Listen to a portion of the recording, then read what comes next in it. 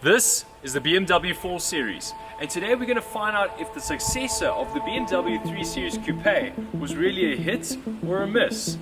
I'm Alexander from Rearview, and today we are going to review the BMW 420i 2022 model.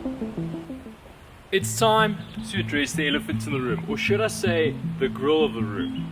Now, BMW said that the reason why they made the kidney grille so much better is to create better cooling for the motors. But to be really honest with you, BMW has only created a lot of controversy in the motor industry. A lot of people said it was ugly, it does not look right, they soiled the sheets on such a beautiful, iconic grille. But you know what? BMW has always been ahead of the actual design curve. They always design something that was met with also a lot of controversy. There was not a lot of times where you would say, wow, that is a beautiful BMW. Usually over time, the design grows on you. And I must be honest with you, this design right over here has really grown on me. I really love how aggressive these grills made the car. Falling through the edges, curving through the car. It just looks like a shark ready to bite the nearest swimmer. And I really do enjoy how BMW has just created all these beautiful aggressive lines coming right through, just accentuating and complementing this actual grille. And it just looks really good. I must admit, I just really love the whole stance of it. It just looks like it's snarling, it's ready just to attack. And this being a performance vehicle, you have all these cool features, like air ducts just to cool the brakes. Now moving on to the side of the vehicle, this BMW comes standard with some 17-inch rims and really strong, powerful brakes. Now I just want to talk about the actual stance. It really looks like a BMW. I really love the ratios from each side. It all just makes sense, and how it just feels like almost like a monster put its nails in and pull it across, just revealing all these sharp edges. Until we get to this point, it literally looks like someone took a beautiful car, great design and aggression and sleek and sporty features, and then almost like chewing gum, pulled it across. I don't understand it, and now it's just like, man, it just doesn't make sense. There's no lines. The lines just stop and fade away, and it just gets dragged out. If you're gonna make a good job, just finish it. Now moving along the rear section of the car. It is one of my favorite parts of the car. Just look at these lights. I really love how long they just drag out right through to the spoiler. Now we're moving on to the rear of the car, which is actually my favorite part of the car.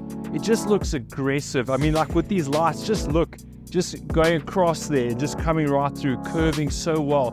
BMW designers did such a great job. It's just to bring more curvature to the car, just met with also sharp angles, which makes the car look so sleek and so sporty. I really do enjoy it.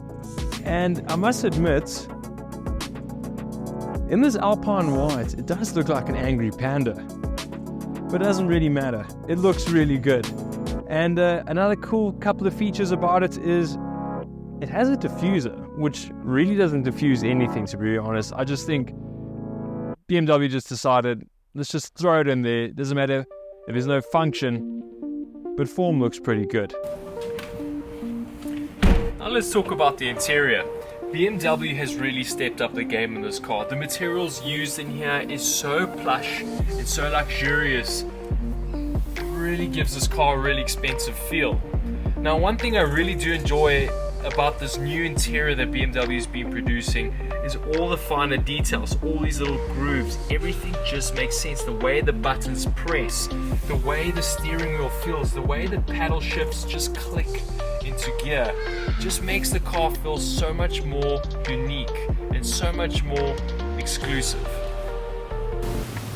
I must say, for a motor that produces 182 horsepower, it does have a little bit of grunt to it. And now when you put it into Sport Plus mode, which is in right now, you just get a little bit more of a gargle, which is amazing. Okay, we're going to put it in drive, and now we are on our way to our next destination. You honestly feel so comfortable in this car. It's a great car just for someone that's looking for a vehicle for everyday use, but still get that cool factor. So you may ask, who is this car made for? Well, it's definitely for the individual that always enjoys a bit of attention seeking, because I get a lot of attention when I drive this car on the road. And I must admit, it's a really fun car to drive. Sharp, good handling, firm, and as you can see how the camera is going around, the suspension is quite harsh, but it's a little bit of a drawback. But for what you get, it's a different story. The drive of this car is actually really comfortable. Even though it has quite stiff suspension and it gives you great handling, it's very forgiving, and I actually really enjoy it. It's a great car just to cruise around and enjoy your time through the city and on the open road. It's a great car to actually take on a road trip. I was lucky enough to take this car on a road trip all the way down to Cape Town, and it was actually very pleasurable. Seats are really comfortable and really responsive, and the steering wheel is quite light, which is really nice for everyday driving. And for a motor that produces 182 horses, she goes. Things I find annoying in this car is the actual gauge cluster. It just doesn't make sense. Everything is in reverse and it's a bit too wide. So what happens is in the steering wheel actually covers most of the information. So when you look down, you're only getting half of what you're expecting. And then you got to look around, which kind of makes it a little bit hairy when you're driving the car. So what's the verdict? Well, I think it's a hit.